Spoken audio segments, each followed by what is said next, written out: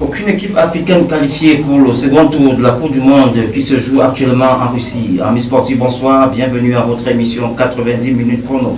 Plaisir renouvelé de vous savoir nombreux connectés à votre émission fétiche.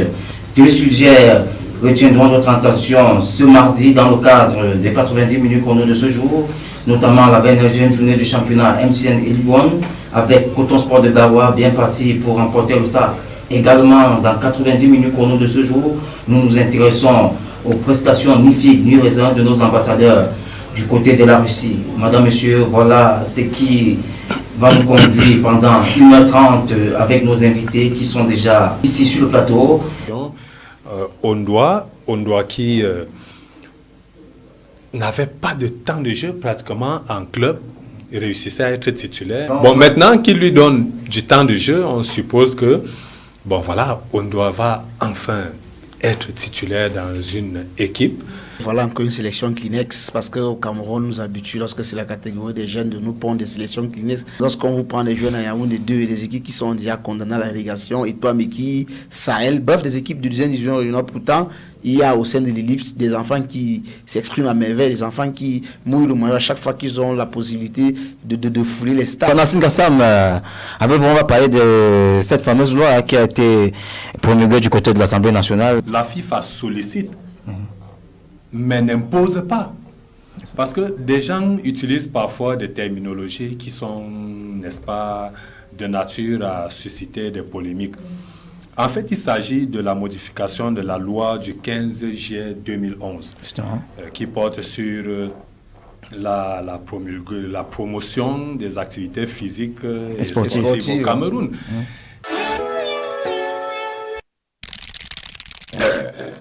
J'essaie de revoir l'historique des rencontres de la Colombe.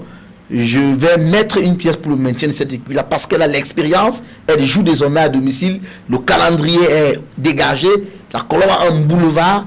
Si la Colombe ne se maintient pas, ils ne pourront s'en prendre qu'à eux.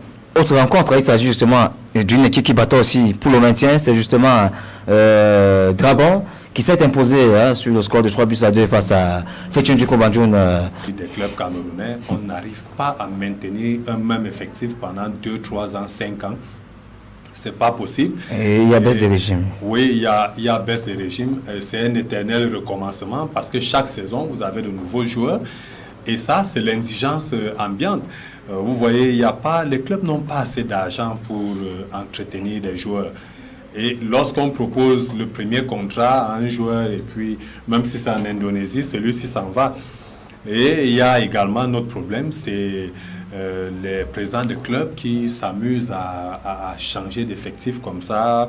On se souvient. Honnêtement, j'étais très surpris de cette victoire de l'Aix Junior parce que l'USA, c'est une équipe qui ne laisse pas passer les points. C'est une équipe qui gagne tout le monde son chemin. Elle n'est pas là pour faire des cadeaux aux équipes.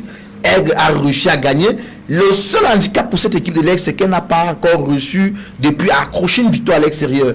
Il est bien vrai, au retour de la phase au retour de la phase à l'île, n'est-ce pas, cette équipe a réussi à faire 3 victoires d'affilée, y compris les victoires à l'extérieur. Mais depuis, cette équipe n'arrive plus à obtenir une victoire à l'extérieur.